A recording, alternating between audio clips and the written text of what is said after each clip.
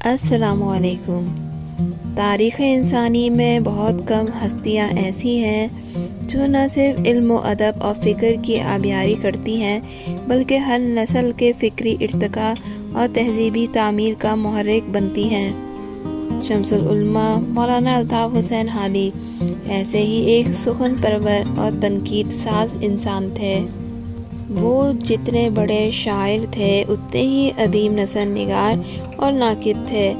اس اعتبار سے انہوں نے اردو ادب، اردو شاعری اور اردو زبان کی گراں قدر خدمت سر انجام دی۔ انہوں نے اردو ادب کو بعض نئی جہتوں اور حیات بخش تحریکوں سے آشنا کیا، اور اگر 19ویں صدی میں حالی کا قدم ادب کی سرزمین میں نہ پڑا ہوتا تو شاید آج اس کا مرقع کئی لحاظ سے بہت مختلف ہوتا۔ اسی لیے اقبال اپنے دور میں حالی کی موجودگی سے طمانینت محسوس کرتے ہوئے انہیں یادگار بزم دہلی قرار دیتے ہیں۔ اٹھ گئے ساقی جو تھے مے خانہ خالی رہ گیا، یادگار بزم دہلی ایک حالی رہ گیا۔ بہت جی خوش ہوا حالی سے مل کر، ابھی کچھ لوگ باقی ہیں جہاں میں۔ مولانا الطاف حسین حالی کا شمار ہمارے قومی شاعروں میں ہوتا ہے۔ علامہ اقبال کے بعد بلا شبہ انہی کا درجہ ہے۔ آپ نے اپنی شاعری کے ذریعے ملک و ملت کی اصلاح و ترقی کے لیے بہترین کام کیا، اور اپنی نثر کے ذریعے بھی قوم کی بہترین خدمت سر انجام دی۔ اس لحاظ سے وہ ہماری قومی، علمی اور ادبی دنیا میں انہیں ایک بلند مقام حاصل ہے۔ انہوں نے شعر و ادب کی دنیا میں ایک عظیم انقلاب پیدا کیا، جس نے آگے چل کر گہرے اور دور رس اثرات چھوڑے۔ ادب کے بارے میں دو نظریے ہیں، ادب برائے ادب اور ادب برائے زندگی۔ مولانا حالی صحیح معنوں میں نظریہ ادب برائے زندگی کے قائل تھے۔ فرماتے ہیں،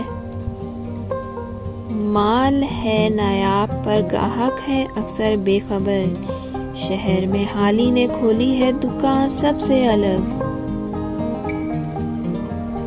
آپ 1837 میں پانی پت کے محلہ انصار خواجہ عزت بخش انصاری کے ہاں پیدا ہوئے۔ یوں ان کا تعلق انصاریوں کے ایک معزز خاندان سے تھا۔ والد کا شجرہ نسب حضرت ابو ایوب انصاری رحمۃ اللہ علیہ سے جا ملتا ہے۔ والدہ سیدانی تھی، ننیال سادات کے ایک معزز گھرانے میں تھی۔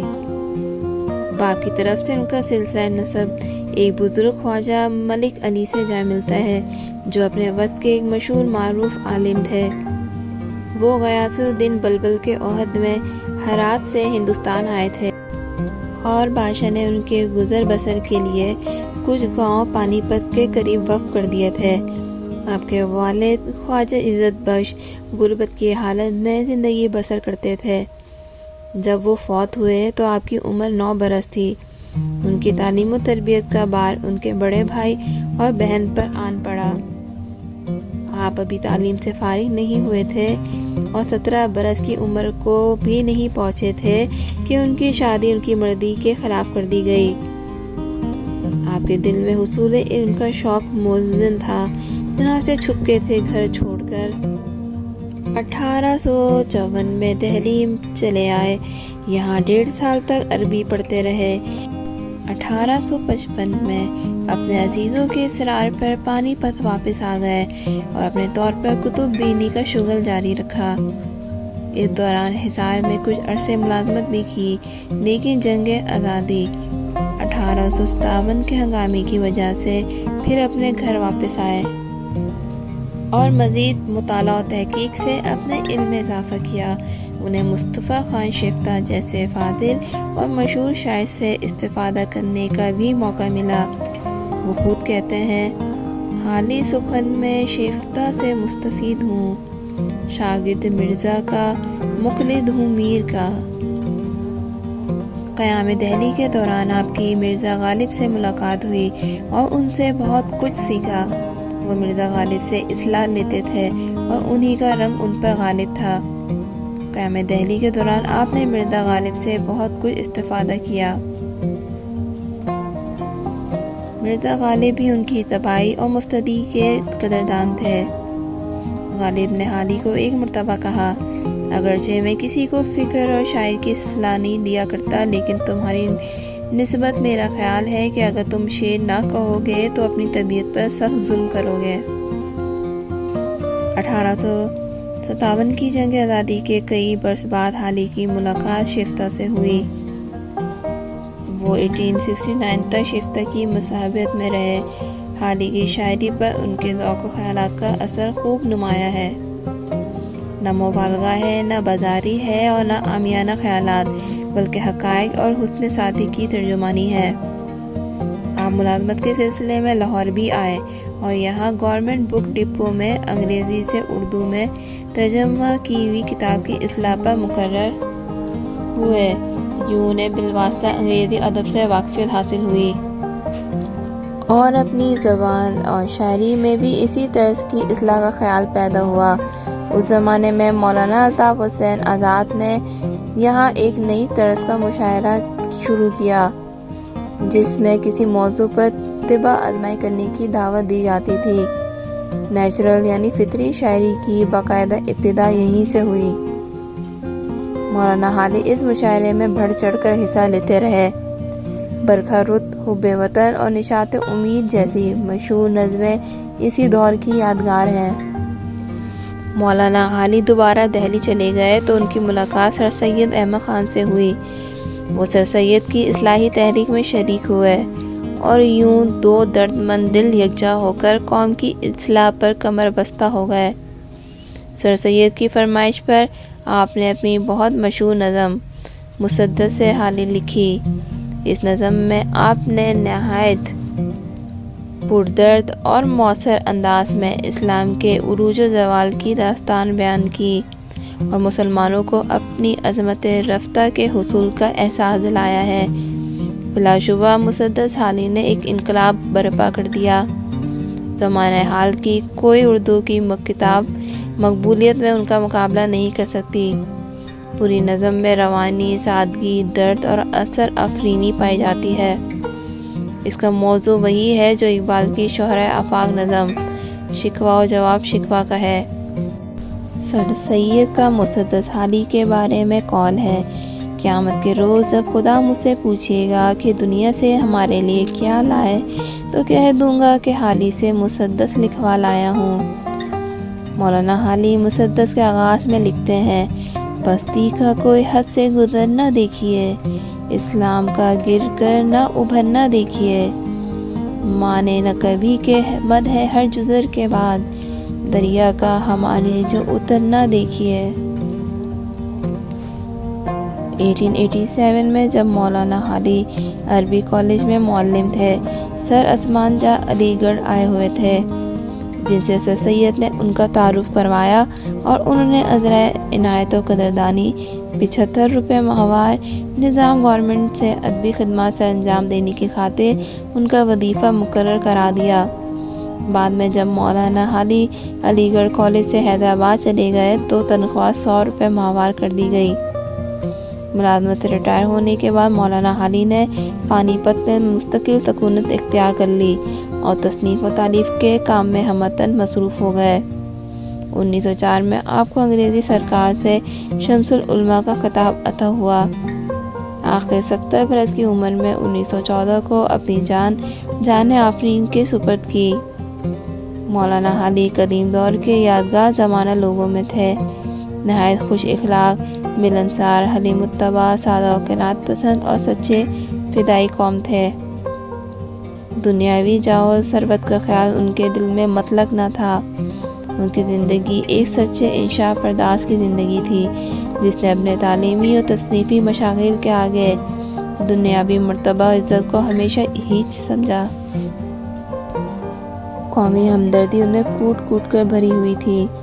وہ ایک فرشتہ سیرت انسان تھے۔ ان پر انہی کا شعر صادق آتا ہے، فرشتے سے بہتر ہے انسان بننا، مگر اس میں پڑتی ہے محنت زیادہ۔ جسٹس محمود کا قول ہے، سر سید احمد خان کے بیٹے جسٹس محمود مولانا حالی کا بے حد احترام کرتے تھے۔ ان کا قول ہے اگر خدا کے سوا کسی کو سجدہ جائز ہوتا تو میں حالی کو سجدہ کرتا۔ مولانا حالی نے نثر کے میدان میں بیش بہا خدمات سر انجام دی۔ آپ نے شیخ سعدی، سر سید احمد خان اور مرزا غالب کے حالات زندگی اور علمی کارنامے لکھے ہیں۔ علاوہ ازیں آپ نے اپنے دیوان کا دیباچہ لکھا ہے جو اس قدر مشہور ہوا ہے کہ بعد میں علیحدہ کتابی صورت میں بار بار شائع ہوا اور مقدمہ شعر و شاعری کا نام پایا۔ اس میں آپ نے شعر و شاعری پر تنقید کر کے اس کے پرکھنے کے اصول بتائے ہیں۔ یہ آپ کا ایک عظیم کارنامہ ہے جس نے شاعری کی دنیا میں انقلاب برپا کر دیا۔ گویا مولانا حالی نے جس جدید اردو شاعری کی بنیاد رکھی اس پر آگے چل کر علامہ اقبال نے ایک بلند عمارت کھڑی کر دی۔ آپ نے مضامین اور خطوط بھی لکھے، اب یہ کتابی صورت میں شائع ہو چکے ہیں۔ ان کے خطوط میں نجی باتیں کم اور قوم کا ذکر زیادہ ہے۔ الغرض مولانا حالی مسلمان قوم کی ایک عظیم محسن تھے۔ آپ کی ملی خدمات ناقابل فراموش ہے۔ آج بھی آپ کا پردرد پرخلوص پیغام قوم کے لیے خضر راہ ہے۔ ان کے چند اشعار مندرجہ ذیل ہیں۔ کھیتوں کو دے لو پانی اب بہہ رہی ہے گنگا، کچھ کر لو نوجوانوں اٹھتی جوانیاں ہیں۔ سنیں گے نہ حالی کی کب تک صلاح، یہی ایک دن کام کر جائے گی۔ مشقت کی ذلت جنہوں نے اٹھائی، جہاں میں ملی ان کو آخر بڑائی۔ جہاں رام ہوتا ہے میٹھی زبان سے، نہیں لگتی کچھ اس میں دولت زیادہ۔ ہے جستجو کہ خوب سے ہے خوب تر کہاں، اب دیکھیے ٹھہرتی ہے جا کر نظر کہاں۔ وہ نبیوں میں رحمت لقب پانے والا، مراد غریبوں کی بر لانے والا، اتر کر ہیرا سے سوئے قوم آیا، اور ایک نسخہ کیمیا ساتھ لایا۔ حالی کا فارسی کلام بھی قابل قدر ہے۔ زبان کی سادگی اور پختگی کے ساتھ ساتھ مضامین سنجیدہ ہے۔ غزلیات کے علاوہ کچھ قطعات و قصائد بھی ہیں۔ سر سید احمد خان کا مرثیہ بھی اسی میں ہے جو بڑا پردرد ہے۔ فارسی کلام کے مجموعے میں عربی کلام بھی شامل ہے جو ان کی وفات سے کچھ پہلے 1914 میں شائع ہو چکا تھا۔ نواب عماد الملک فرمایا کرتے تھے کہ سر سید کی جماعت میں باحیثیت انسان حالی کا درجہ بہت بلند تھا۔ اس بات میں سر سید بھی انہیں نہیں پہنچتے تھے۔ حقیقت یہ ہے کہ وہ ہماری تہذیب کا بے مثال نمونہ تھے۔ شرافت، نیک نفسی اور ہمدردی ان پر ختم تھی۔ مزاج میں ضبط، اعتدال، رواداری اور بلند نظری تھی، اور یہی خوبیاں ان کے کلام میں بھی پائی جاتی ہیں۔ مہدی فاضل نے اپنے ایک مضمون میں حالی کو خوش صفات حالی لکھ کر ان کی پوری شخصیت کو ظاہر کر دیا ہے۔ حالی کی سوانح نگاری کا ذکر کرنے سے پہلے میں آپ بیتی اور سوانح نگاری کا فرق ظاہر کرنا چاہوں گی۔ آپ بیتی سے مراد خود نوش سوانح عمری ہے، یعنی اگر کوئی ادیب یا شخص اپنے سوانح اور شخصیت کے بارے میں خود لکھتا ہے تو وہ آپ بیتی یا خود نوش سوانح عمری ہے۔ مثلاً قدرت اللہ شہاب کی شہاب نامہ، احسان دانش کی جہان دانش، یا اختر حسین رائے پوری کی گرد راہ۔ اور اگر کوئی ادیب کسی دوسرے نامور کی حیات اور شخصیت پر لکھے تو وہ سوانح عمری کہلائے گی۔ مثلاً حالی کی یادگار غالب، حیات سعدی اور حیات جاوید وغیرہ۔ آبیتی تخلیقی سطح پر لکھی جاتی ہے، جبکہ سوانح عمری کی بنیاد تحقیق پر رکھی جاتی ہے۔ کبھی یوں بھی ہوتا ہے کہ آپ بیتی یا سوانح عمری کے برعکس کوئی محقق کسی ادیب کے پاس سوانحی مضامین یا یادداشتوں کی مدد سے اس کی آپ بیتی کو حواشی اور تعلیقات کی مدد سے یوں ترتیب دیتا ہے کہ وہ کسی حد تک آپ بیتی بن جاتی ہے۔ یا یہ بھی ہوتا ہے کہ کسی ادیب کی جملہ نگارشات میں سے اس کی زندگی اور شخصیت کے متعلق اس کی اپنی تحریروں کو یوں مرتب کرتا ہے کہ متعلقہ ادیب کی آپ بیتی بن جاتی ہے۔ ایسی تحریریں باقاعدہ آپ بیتی تو نہیں کہلا سکتی، لیکن انہیں مرتبہ آپ بیتی ضرور کہا جا سکتا ہے۔ اردو میں ابھی تک اس سلسلے میں بہت زیادہ کام تو نہیں ہوا، لیکن جو ہوا ہے وہ اس لیے اہم ہے کہ متعلقہ شخصیات کا اردو ادب و زبان میں بڑا نام ہے۔ مثلا مرزا غالب، پروفیسر رشید احمد صدیقی، پروفیسر آل احمد سرور، مولانا غلام رسول مہر، علامہ شبلی نعمانی اور علامہ اقبال۔ پھر یہ بھی ہے کہ ان اکابر کی آپ بیتی مرتب کرنے والوں کا بھی اردو زبان و ادب میں اہم مقام ہے۔ سوانح نگاری ایک دلچسپ پیرایہ اظہار ہے جو ایک شخص کے خصائص کے ساتھ ساتھ مخصوص زمانے کے قوائف کو خود میں سمیٹتا ہے۔ اس اعتبار سے یہ موضوعاتی صنف تاریخی حوالہ بھی قرار پاتی ہے اور بیشتر مقصدی نکات کی حامل ہوتی ہے۔ یوں تو اردو ادب میں بہت سی ایسی اصناف ہیں جن میں سوانحی مواد مل جاتا ہے، مثلا تذکرے، مکاتب، خود نوشت، روزنامچے اور یادداشتیں وغیرہ، لیکن کسی ایک کو بھی سوانح نہیں کہا جا سکتا۔ البتہ ان کی مدد سے سوانح کو مکمل کیا جا سکتا ہے۔ سوانح میں شخصی، نفسیاتی، سماجی، تاریخی اور اخلاقی پہلو کا امتزاج ہوتا ہے۔ زبان و اسلوب کی خصوصیات سے ادب کا درجہ دیتی ہے۔ اردو سوانح نگاری کی باقاعدہ شکل 19ویں صدی کے آخر میں ابھرتی ہوئی نظر آتی ہے۔ اسے بھی ابتدا میں اصلاحی مقاصد کے لیے استعمال کیا گیا۔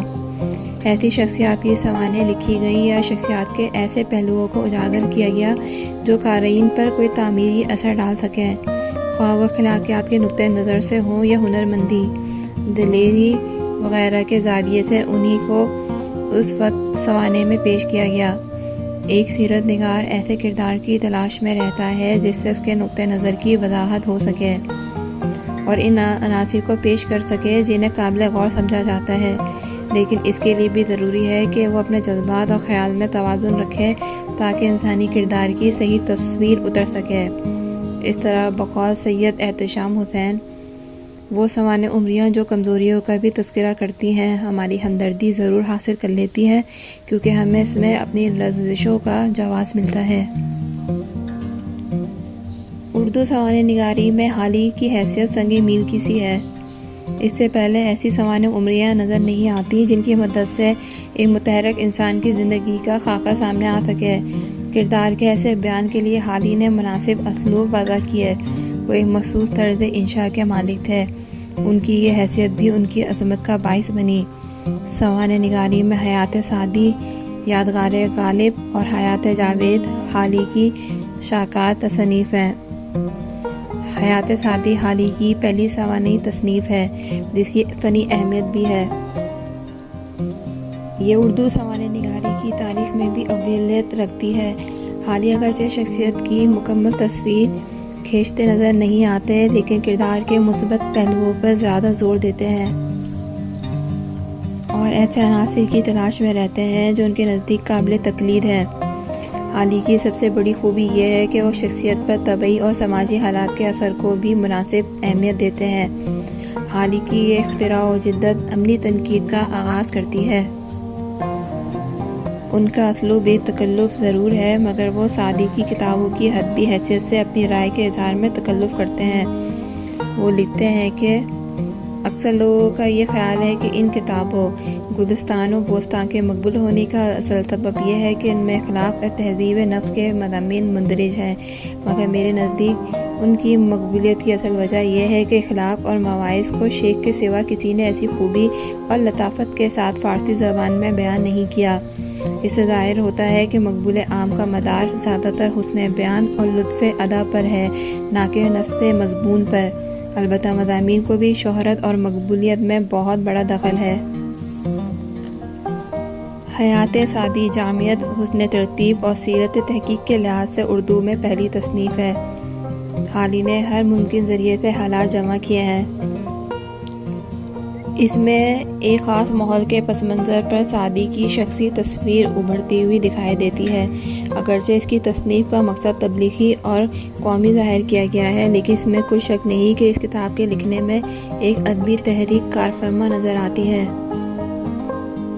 حیات سعدی لکھنے کی غرض و غایت بیان کرتے ہوئے لکھتے ہیں، ہم نے سب سے اول شیخ کا حال اس لیے لکھا ہے کہ ہندوستان میں اس سے زیادہ کوئی مسلمان مصنف مقبول اور مشہور نہیں ہے اور خاص کر فارسی زبان کے شعراء میں میرے نزدیک کوئی شاعر اس کے رتبے کو نہیں پہنچا۔ اس کتاب کے پہلے حصے میں سعدی کے بچپن اور جوانی کے حالات بڑے دلچسپ اور دل نشیں انداز میں بیان کیے گئے ہیں۔ ان کی تعلیم و تربیت کا بیان سوانح نگاری کے اعلیٰ نمونے ہیں۔ دوسرے حصے میں نظم و نثر کی خوبیاں بڑی وضاحت سے نمایاں کی گئی ہیں۔ گلستان و بوستان پر ان کا حکیمانہ اظہار رائے متوازن تنقید کی عمدہ مثال ہے۔ بقول ڈاکٹر سید عبداللہ، حیات سعدی مصنف کے خیالات کے برعکس ایک اوریجنل تصنیف ہے، اور اس میں تنقید کا جو جدید انداز اختیار کیا گیا ہے، اس کی وجہ سے اس کی اہمیت میں بہت اضافہ ہوا ہے۔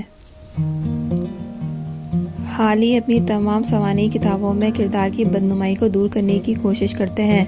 وہ سعدی کی ہزلیات و مضحکات کے متعلق یوں رقم دراز ہیں۔ حضرت نے اس قصے میں اپنی شیخوت اور تقدیس کو بالائے طاق رکھ کر خوب آزادی اور بے باکی سے دل کھول کر فحش و ہزل کی داد دی ہے، جس پر ہرگز یہ گمان نہیں ہو سکتا کہ یہ پوچھ اور لغو بیہودہ کلام اسی شخص کا ہے جس کے نتائج افکار سے گلستان و بوستان جیسی بیش بہا کتابیں موجود ہیں۔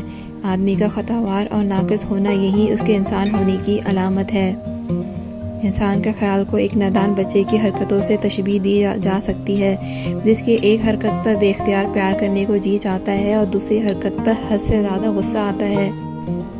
اس میں شک نہیں کہ شیخ کی طبیعت پر ظرافت اور مزاح غالب تھا، اور جب یہ ضعف حد سے گزر جاتی تو اس سے فحش اور ہزل پیدا ہوتا ہے۔ یہ تمام ہزلیات دل کی اپج اور طبیعت کی امنگ سے نہیں، محض نفرت اور کراہیت کے ساتھ لکھی گئی ہیں۔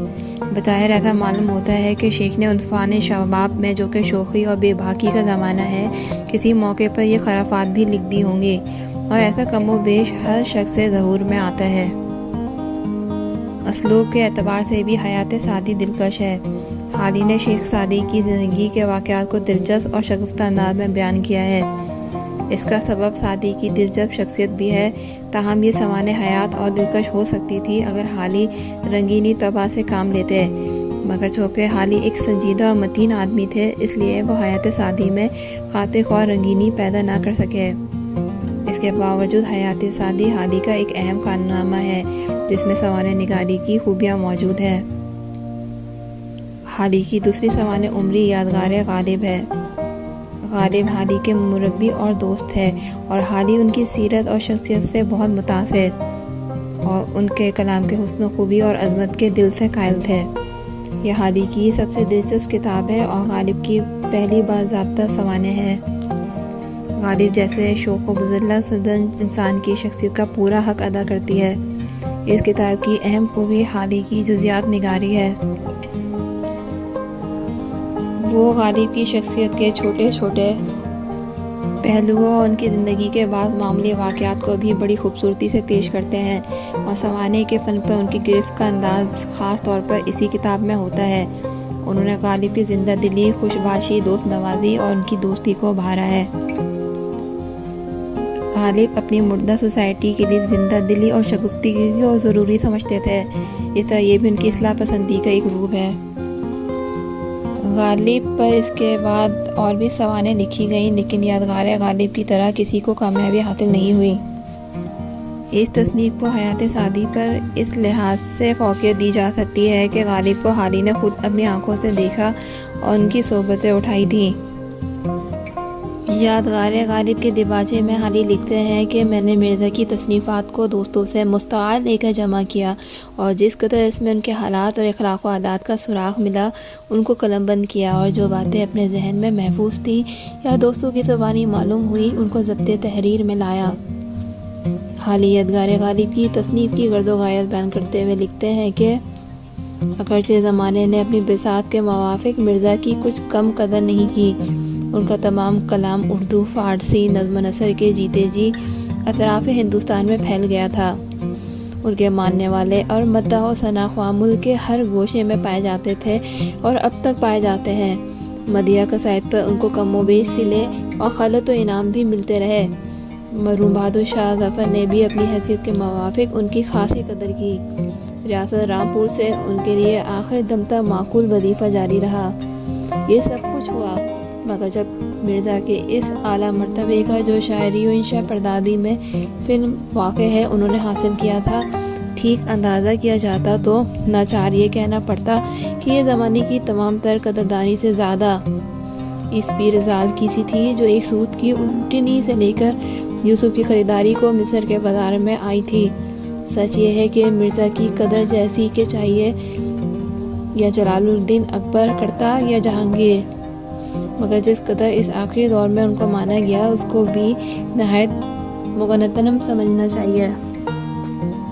بکے مفت یا ہم زمانے کے ہاتھوں، یہ دیکھا تو تھی یہ بھی قیمت زیادہ۔ حقیقت یہ ہے کہ غالی غالب سے کافی متاثر تھے۔ حالی نے غالب کی شہرت اور عظمت سے متاثر ہو کر ان کی شاگردی اختیار کی، اس لیے حالی کو غالب سے عقیدت بھی تھی۔ سوانح نگار کے لیے یہ بھی ضروری ہے کہ اس کو اپنے ہیرو سے ہمدردی، محبت اور عقیدت ہو۔ یہی سبب ہے کہ یادگار غالب حالی کی عقیدت مندی اور خلوص کی بڑی حد تک آئینہ دار ہے۔ اس میں شک نہیں کہ حالی نے اپنی دوسری سوانح حیات کے لیے ایک ایسے فرد کا انتخاب کیا جو اپنے عہد میں نہایت نمایاں حیثیت رکھتا تھا۔ اس کتاب میں حالی نے غالب کے حالات زندگی زیادہ تفصیل سے نہیں دکھائے، لیکن پھر بھی ان چند صفحات میں غالب کی دلکش شخصیت کا ایسا نقشہ کھینچا ہے کہ بے اختیار پڑھنے والے کے دل میں ان کی محبت اور احترام کا جذبہ پیدا ہو جاتا ہے۔ غالب کی شرافت اور وفاداری، سخاوت، سیر چشمی، ان کی ظرافت، خوش مزاجی، ان کی مشکلات و مصائب، ہر چیز اس خوبی سے دکھائی ہے کہ ایسا معلوم ہوتا ہے کہ ہم خود اس تاجدار سخن کے دربار میں موجود ان کی صحبت سے لطف اٹھا رہے ہیں۔ حالی نے اس تصنیف میں غالب کے کلام کی خصوصیت، ان کے اشعار کے مطالب، طرز بیان کی خوبیاں، ندرتیں اور زبان کی نزاکتیں اور جدتیں بیان کی ہیں۔ انہوں نے غالب کے اشعار سمجھنے کا گر سمجھایا اور غالب کے کلام کی اہمیت اور ان کا بلند مقام بتایا اور ان کی شخصیت اور کلام کی ترجمانی کی۔ یادگار غالب کے دیباچے میں لکھتے ہیں، اگرچہ مرزا کی تمام لائف میں کوئی بڑا کام ان کی شاعری اور انشا پردادی کے سوا نظر آتا، مگر صرف اسی ایک کام نے ان کی لائف کو دارالخلافہ کے آخری دور کا ایک مہتمم بالشان واقعہ بنا دیا ہے۔ اور میرا خیال ہے کہ اس ملک میں مرزا پر فارسی نظم و نثر کا خاتمہ کیا گیا، اور نظم و نثر بھی ان کا کچھ احسان کم نہیں ہے۔ اسی لیے کبھی مجھ کو اس بات کا خیال آتا ہے کہ مرزا کی زندگی کے تمام حالات جس قدر کے معتبر ذریعوں سے معلوم ہو سکیں اور ان کی شاعری و انشا پردازی کے متعلق جو امور کے احاطہ بیان میں آ سکیں اور زمانے کی فہم سے بالا تر ہوں، ان کو اپنے سلیقے کے موافق قلم بند کروں۔ یادگار غالب میں ہمیں انصاف پسندی اور اعتدال بڑی حد تک نظر آتا ہے۔ جہاں حالی ممدوح کی خوبیاں اجاگر کرتے ہیں، وہاں اس کی کمزوریوں کی طرف بھی واضح اشارات موجود ہیں۔ حیات جاوید حالی کی تیسری سوانح تصنیف ہے جس میں انہوں نے سر سید کی زندگی کے واقعات اور ان کے کارنامے پیش کیے ہیں۔ اس سے پہلے حالی سیرت کی 2 کتابیں لکھ چکے تھے، مگر اس کتاب کے لکھنے میں انہوں نے جو ڈھنگ اختیار کیا اور جو اصول ان کے پیش نظر تھے، ان کی تشریح کے لیے حیات جاوید کے دیباچے کا یہ اقتباس ملاحظہ ہو۔ ہم نے جو 1-2 مصنفوں کا حال اب سے پہلے لکھا ہے، اس میں جہاں تک ہمیں معلوم ہو سکے ان کی اور ان کے کلام کی خوبیاں ظاہر کی ہیں اور ان پھوڑوں کو کہیں ٹھیس لگنے نہیں دی، لیکن اول تو ایسی بایوگرافی چاندی سونے کے ملبے سے کچھ زیادہ وقت نہیں رکھتی، اس کے سوا وہ لوگوں کے حال سے زیادہ مناسبت رکھتی ہے جنہوں نے اس موج خیز اور پرآشوب دریا کی مجھدھار میں اپنی ناؤ نہیں ڈالی اور کنارے کنارے ایک گھاٹ سے دوسرے گھاٹ صحیح سلامت جا اترے۔ ان کو سب نے بھلا جانا کیونکہ ان کو کسی کی برائی کا سروکار نہ تھا۔ وہ کہیں راستہ نہیں بھولے کیونکہ انہوں نے اگلی بھیڑوں کی لیک سے لے کر کہیں ادھر ادھر قدم نہیں رکھا۔ لیکن ہم کو اس کتاب میں اس شخص کا حال لکھنا ہے جس نے 40 برس برابر تعصب اور جہالت کا مقابلہ کیا ہے، تقلید کی جڑ کاٹی ہے، بڑے بڑے علماء اور مفسرین کو لتھاڑا ہے، اماموں اور مجتہدوں سے اختلاف کیا ہے، قوم کے پکے پھوڑوں کو چھیڑا ہے اور ان کو کڑوی دوائیاں پلائی ہیں، جس کو مذہب کے لحاظ سے ایک گروہ نے صدیق کہا تو دوسرے نے زندیق خطاب دیا ہے، اور جس کو پالیٹکس کے لحاظ سے کسی نے ٹائم سرور سمجھایا ہے تو کسی نے راست باس لیبرل جانا ہے۔ ایسے شخص کی لائف چپ چاپ کیوں کر لکھی جا سکتی ہے؟ ضروری ہے اس کا سونا کسوٹی پر کسا جائے، اور اس کا کھراپن ٹھوک بجا کر دیکھا جائے۔ وہ ہم میں پہلا شخص ہے جس نے مذہبی لٹریچر پر نکتہ چینی کی بنیاد ڈالی ہے، اس لیے مناسب ہے کہ سب سے پہلے اس کی لائف سے اس کی پیروی کی جائے اور نکتہ چینی کا کوئی موقع ہاتھ سے نہ جانے دیا جائے۔ حقیقت میں حالی نے سب سے زیادہ محنت و مشقت سے اس سوانح عمری کو مرتب کیا ہے۔ اس کا سبب یہ ہے کہ ان کی نظر میں سر سید کی شخصیت بہت اعلیٰ اور عرفہ تھی۔ اس بارے میں حالی لکھتے ہیں کہ ہم سر سید کے معصوم ہونے کا دعویٰ نہیں کرتے اور نہ اس کے ثابت کرنے کا ہم ارادہ رکھتے ہیں، لیکن اس بات کا ہم کو خود بھی یقین ہے اور ہم چاہتے ہیں کہ اوروں کو بھی اس کا یقین دلائیں کہ سر سید کا کوئی کام سچائی سے خالی نہ تھا، اور اس لیے ضروری ہے کہ اس کے ہر کام کو نکتہ چینی کی نگاہ سے دیکھا جائے، کیونکہ سچ میں اور صرف سچ ہی میں یہ کرامت ہے کہ جس قدر اس سے زیادہ قرید کی جاتی ہے اسی قدر اس کے جوہر زیادہ آب و تاب کے ساتھ ظاہر ہوتے ہیں۔ سر سید سے حالی کی عقیدت کی وجہ اس بلند مقصد اور قومی خدمت سے ان کی محبت تھی جو سر سید کے پیش نظر تھا۔ حالی جانتے تھے کہ مسلمانوں نے ہند کی رہنمائی اور اصلاح کا جو حق سر سید نے ادا کیا ہے اور جس طرح اپنی پوری زندگی قومی خدمت میں بسر کی ہے وہ ایک بے مثال کارنامہ ہے۔ وہ چاہتے تھے کہ قوم سر سید کے عظیم الشان کاموں اور پرخلوص خدمات کو حقیقت اور صداقت کی روشنی میں دیکھیں اور اس سے سبق لیں، اور قومی رہنما ان کی سیرت اور کارناموں سے اس بات کو سمجھیں کہ قوم کی خدمت کیسے کی جا سکتی ہے۔ لکھتے ہیں، سر سید کی لائف ہمارے لیے ایک مثال ہے جس کی پیروی سے ممکن ہے کہ ہماری قوم کو یہ کٹھن منزل جو تنگنائے دنیا میں ظاہر ہے اس کی سب سے آخری منزل ہے، آسانی کے ساتھ طے ہو جائے۔ اس بزرگ کی لائف ہم کو نصیحت کرتی ہے کہ زمانے کی مخالفت سمجھ کر اس کے ساتھ موافقت پیدا کرو تاکہ دنیا میں آرام سے رہو اور عزت سے زندگی بسر کرو۔ جب تم میں عمدہ حاکم بننے کی لیاقت باقی نہ رہے تو عمدہ رعیت بننے میں کوشش کرو تاکہ دونوں عمدگیوں سے ہاتھ دھونا بیٹھو۔ ڈاکٹر سید عبداللہ اس بارے میں لکھتے ہیں کہ مولانا حالی کو سر سید کے افعال سے اختلاف ہو سکتا ہے مگر وہ سر سید کی نیت کے متعلق کوئی بدگمانی نہیں رکھتے تھے، کیونکہ اس بات کا ان کو یقین تھا اور وہ چاہتے تھے کہ اوروں کو بھی اس کا یقین دلائیں کہ سر سید کا کوئی کام سچائی سے خالی نہ تھا۔ مولانا حالی کے اس نصب العین کے باوجود حیات جاوید کے شائع ہوتے ہی اس پہ اعتراضات کی بھرمار شروع ہوئی۔ اس کو مدلل مداحی، کتاب المناقب اور یک روحی تصویر قرار دیا گیا، جبکہ حالی نے پوری ایمانداری اور صداقت کے ساتھ سر سید کی خوبیوں اور کمزوریاں دکھائی ہیں، اور ان کی کمزوریاں ذرا مدھم اور خوبیاں واضح نظر آتی ہیں۔ اس لیے اگر حیات جاوید میں سر سید کی تعریف کا پہلو ضرورت سے زیادہ بھاری معلوم ہوتا ہے تو کوئی تعجب کی بات نہیں۔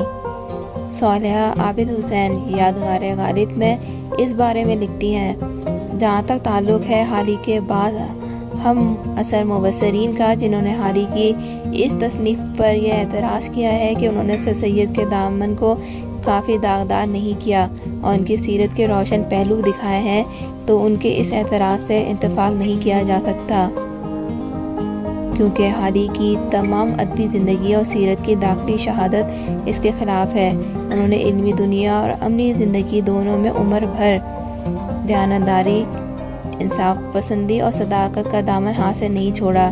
اس لیے کسی طرح قرین قیاس معلوم نہیں ہوتا کہ انہوں نے سر سید کے لیے جو کچھ لکھا اس میں حقیقت کی طرف پوری توجہ نہیں کی۔ انہوں نے حیات جاوید میں سر سید کی ایک مکمل اور جامع تصویر دکھائی ہے اور مورخ اور نقاد دونوں کے فرائض کو بڑی خوبی سے ادا کیا ہے، بلکہ اس سے بھی آگے بڑھ کر انہوں نے فلسفیانہ نقطۂ نظر سے سر سید کی زندگی اور کاموں کو دیکھا اور پرکھا ہے۔ اس کتاب میں سر سید کے ساتھ ساتھ قوم کی ذہنی زندگی کی پوری تصویر آنکھوں کے سامنے پھر جاتی ہے۔ حالی نے اگر سر سید کے عیوب بیان کرنے سے پرہیز کیا ہے تو اس کی حقیقت یہ تھی کہ ان کے ذہن پہ سوانح نگاری کا اخلاقی پہلو نشر ہو چکا تھا۔ وہ سر سید کو ایک مثالی کردار کی حیثیت سے پیش کرنا چاہتے تھے تاکہ زوال آمدہ قوم کے سامنے وہ نمونے بن سکیں۔ حالی اس دور کی پیداوار تھے جب اصلاح کی ہوائیں ہندوستان کی فضا میں چل رہی تھیں اور حالی کے ہاتھ میں اصلاح کا جھنڈا تھا، اس لیے سر سید کو ایک اعلیٰ نمونہ بنا کر پس ہمت قوم کے سامنے پیش کرنا چاہتے تھے تاکہ اس میں دوبارہ ولولہ اور حوصلہ پیدا ہو سکے۔ حیات جاوید اردو کی بہترین سوانح عمری ہے۔ اس کا بہترین وصف یہ ہے کہ یہ جامع ہے، اس میں سر سید کی زندگی کی جزیات اور ہر دور حیات کے متعلق دلچسپ نجی اور شخصی معلومات جمع ہے۔ حالی نے سر سید کے کارناموں سے جتنی دلچسپی کا اظہار کیا ہے، اس سے کہیں زیادہ انہوں نے ان کی شخصی زندگی سے اجتناب کیا ہے، اور ایک اعلیٰ سوانح عمری کا یہ وصف خاص ہے کہ وہ ہمیں آدمی اور انسان سے روشناس کراتی ہے، اور حیات جاوید کے ذریعے جہاں بھی ایک بڑے انسان سے تعارف کا موقع ملتا ہے، وہاں ایک دلچسپ اور عجیب و غریب اوصاف والے آدمی سے بھی موقع ملتا ہے ملنے کا۔ ڈاکٹر سلیم اختر حالی کی سوانح عمریوں کے بارے میں یوں لکھتے ہیں کہ حالی نے سوانح عمریاں لکھی تو قومی مقاصد کو پیش نظر رکھتے ہوئے ان شخصیات کا انتخاب کیا جن کے حالات و کوائف قوم کے لیے باعث افادہ ثابت ہو سکتے ہیں۔ چنانچہ سر سید احمد خان حیات جاوید، مرزا غالب یادگار غالب اور شیخ سعدی حیات سعدی کی سوانح عمریاں آج بھی دلچسپی سے پڑھی جاتی ہیں۔ حیات جاوید میں حالی نے چند مواقع سے قطع نظر سر سید کا غیر جانبداری سے مطالعہ کرنے کی کوشش کی، جبکہ یادگار غالب تو غالبیات کے طویل سلسلے کی کڑی ہی نہیں بنتی، بلکہ غالب کی عادات و خصائص کی تصویر کشی کے ساتھ ساتھ ان کے بعد اشعار کی تشریح اور خط نگاری کے سلسلے میں کارآمد معلومات بھی باہم پہنچاتی ہیں۔ حیات سعدی ان دونوں کے معیار کو نہ پہنچ سکی، شاید اس لیے کہ ایک تو یہ نقش اول تھی اور دوسرے حالی اور سعدی میں صدیوں کا فاصلہ تھا، اس لیے ذاتی تعلقات نہ ہونے کی وجہ سے اس میں جوش نہیں ملتا، بلکہ بعض موقع پر تو محض تذکرہ نگاری کا احساس ہوتا ہے۔ مجموعی جائزہ لیا جائے تو کہا جا سکتا ہے کہ سوانح نگاری کی صنف کو حالی کی ذات سے بہت فائدہ پہنچا۔ ان سے پہلے اردو میں اس صنف کی طرف توجہ نہیں ہوئی تھی، صرف سیرت پاک کے چند نمونے موجود تھے۔ حالی نے یکے بعد دیگرے 3 سوانح عمریاں پیش کی تو ان کا فن کئی ارتقائی مراحل سے گزر چکا تھا۔ اس وقت تک مغربی ادب کی واقفیت بھی بڑی حد تک عام ہو گئی تھی۔ دوسری بات یہ ہے کہ حالی مذہب و اخلاق پر زیادہ زور دیتے ہیں، کسی شخصیت کے کارناموں کو ہی سب کچھ سمجھتے ہیں۔ سوانح نگاری کے سلسلے میں دلچسپ امر یہ ہے کہ جس شخصیت کے بارے میں آپ رقم تراز ہوتے ہیں، اسے نفرت، محبت اور خلوص یا کسی نظریاتی نسبت کا اظہار مکمل تطہیر سے کرنا چاہتے ہیں اور کرنا چاہیے۔ حالی نے اس رویے پر چلنے کی قدرے صحیح کی، مگر آئندہ تنقید کے لیے میدان کھلا رکھا۔